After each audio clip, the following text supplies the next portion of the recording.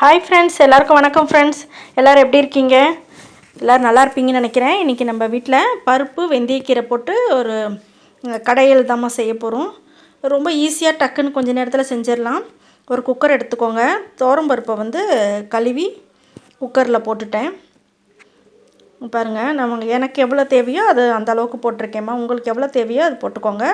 ஒரு சின்ன கட்டு ஒரு வெந்தயக்கீரை, அந்த கீரைக்கு வந்து நான் வந்து ஒரு சின்ன டம்ளரில் ஒரு டம்ளர் பருப்பு போட்டிருக்கேம்மா. வெந்தயக்கீரையும் நல்லா அலசணும், ஏன்னா மணல் இருக்கும். நல்லா அலசி உங்களுக்கு தனியாக எடுத்து வச்சுருந்தேன். அதை தான் இப்போ கீரையை போட்டுட்டேன்.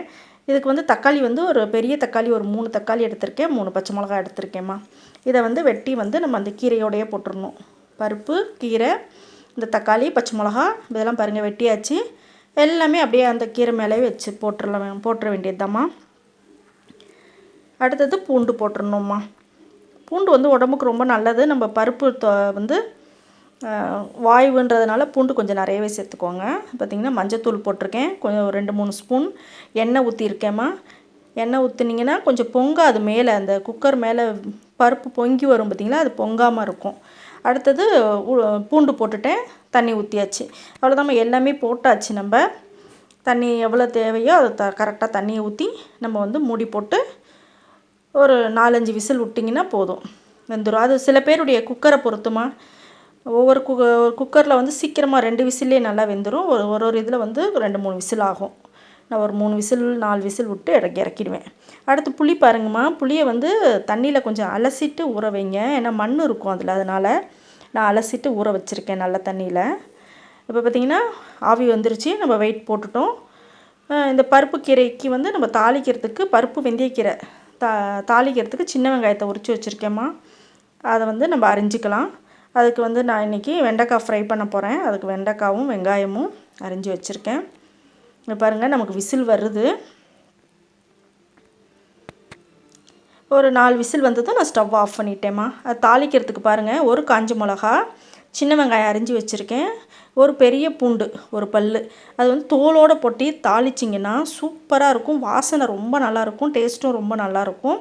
நீங்கள் எது சாம்பார் செஞ்சாலும் சரி, எந்த குழம்பு வச்சாலும் இந்த ஒரு பூண்டை வந்து தோலோடு அப்படி நச்சு தாளிங்க, சூப்பராக இருக்கும். இப்போ பாருங்கள், நம்ம குக்கர் வந்து வெயிட் ஆறி போச்சு.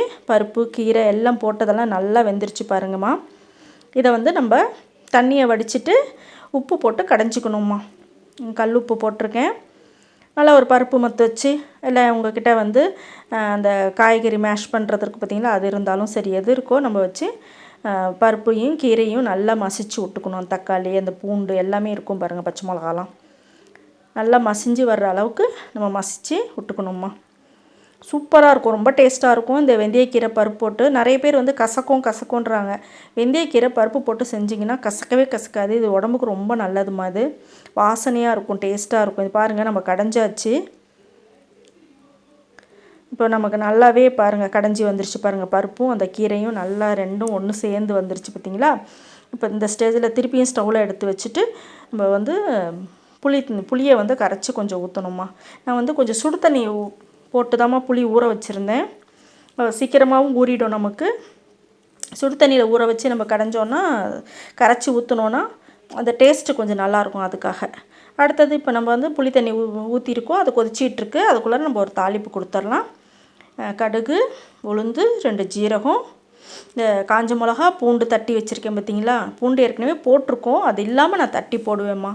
சாம்பாருக்கு எல்லாத்துக்குமே இந்த மாதிரி தட்டி போடுவேன். ஒன்று வாசனையாக இருக்கும், நல்லா வாசனையாக இருக்கும். நீங்கள் அந்த வடகம் போட்டு தாளித்தா எப்படி வாசனை வருமோ அந்த மாதிரி வாசனையாக இருக்கும். இப்போ பாருங்கள், காஞ்ச மிளகா 1, பூண்டு தட்டியாச்சு. இந்த சின்ன வெங்காயத்தையும் அதோடு போட்டு நல்லா ஓரளவுக்கு பொன்னிறமாக வர்ற வரைக்கும் நமக்கு வதக்கணுமா. ஏன்னா இதுக்கு வந்து கருவேப்பிலை போடக்கூடாது. ஏன்னா கீரை வந்து பச்சையாக இருக்குது பார்த்திங்களா, அதனால் கருவேப்பிலை நான் இதுக்கு போட மாட்டேன். எங்கள் வீட்டில் கீரையும் கருவேப்பிலையும் ஒன்றா போட்டால் வாய்க்கு ஒரு மாதிரி வருதுன்னு சொல்லுவாங்க. அதனால் நான் போட மாட்டேன் நான் கருவேப்பிலை. உங்களுக்கு வந்து பிடிக்கும்னா நீங்கள் போட்டுக்கோங்க. இந்த ஸ்டேஜில் கருவேப்பிலையும் நல்லா ஒரு ப்ரௌன் கலர் ஆகிற வரைக்கும் அந்த தாளிப்பு வந்து வறுத்துக்கோங்கம்மா. அடுத்து பெருங்காயம் போட்டுக்கோங்க.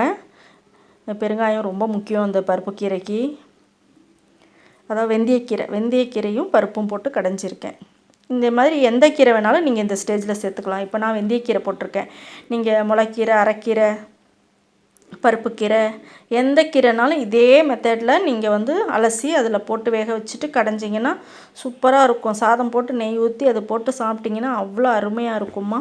இப்போ பாருங்கள், நமக்கு அது கொதிச்சிக்கிட்டு இருக்குது. புளி ஊற்றுனது நல்லாவே ஒரு இந்த வடை பச்சை வடை எல்லாம் போயிட்டு நல்லா கொதித்து சூப்பராக நமக்கு திக்காக சூப்பராக பருப்பு கீரையும் ஒன்றா சேர்ந்து வந்துருச்சு பாருங்கள். அவ்வளோதாம்மா, தாளிச்சாச்சு, முடிஞ்சிருச்சு. கொஞ்சம் நேரத்தில் முடிஞ்சிரும்மா. நமக்கு அந்த பருப்பு கீரை வந்து ரெடி ஆகிடுச்சு. உங்களுக்கு இன்னும் கொஞ்சம் திக்காகும். இது இன்னும் கொதித்து இன்னும் கொஞ்சம் திக்காகும். திக்கானதுக்கப்புறம் இறக்கிடலாமா. அவ்வளோதாம்மா, பருப்பு கீரை முடிஞ்சு போச்சு.